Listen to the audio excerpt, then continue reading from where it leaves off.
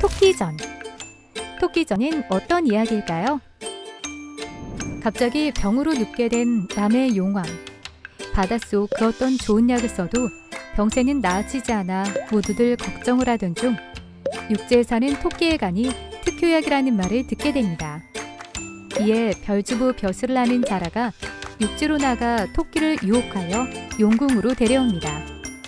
속아서 용궁까지 온 토끼의 배를 가르려고 할 때에 절체절명의 순간 토끼는 기지를 발휘해 간을 육지에 놓고 왔으니 어서 멈추라고 외칩니다. 육지 사정을 잘 몰랐던 용왕은 잠시 혼란스러웠으나 자신이 살고 싶은 욕심에 토끼의 말을 믿을 수밖에 없었죠. 별주부에게 토끼와 함께 육지로 가서 토끼의 간을 빨리 가져오라고 명합니다. 토끼가 무사히 육지에 간 다음에는 어떻게 되었을지 상상이 가시죠? 잘 보셨나요? 토끼전에서 토끼가 육지로 무사히 돌아올 수 있었던 것은 자신만이 정확한 정보를 가지고 있었기 때문인데요. 이를 경제학에서는 정보의 비대칭성이라고 합니다. 누구나 동일한 정보를 보유하고 있는 상황을 대칭 정보라 하며 서로 다른 내용이나 동일한 사안에 대하여 다른 수준의 정보를 공유하는 상황을 비대칭 정보라고 합니다. 실생활에서는 비대칭 정보 상황이 일반적입니다. 토끼전에서 보면 육지 사정을 잘 모르는 용왕은 토끼간이 배 밖에 있다는 사실이 믿기 어려웠지만 살고 싶은 욕심에 토끼의 말을 믿을 수밖에 없었습니다. 이는 앞에서 설명한 정보의 비대칭성이 존재하는 상황이라고 할 수 있습니다.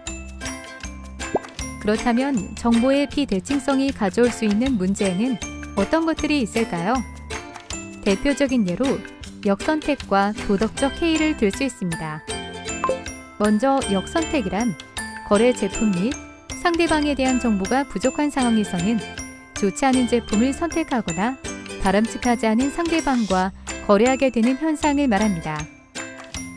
예를 들면 보험시장에서 보험에 가입하려는 사람이 사고 확률이 높은 사람인지 아니면 낮은 사람인지 본인은 잘 알고 있지만 보험회사는 이를 구분하기 어렵습니다.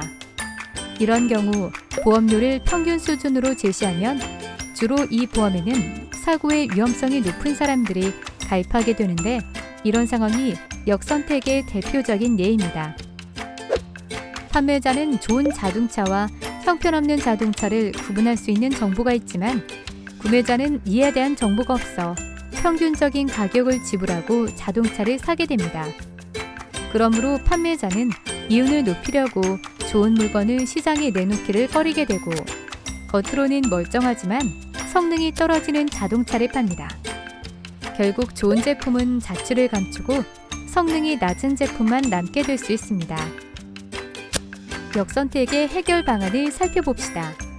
보험회사가 사고 위험이 큰 직업이나 취미 등의 사실을 계약서에 표시하게 하는 것이나 중고차 정보 등을 공유하는 것입니다.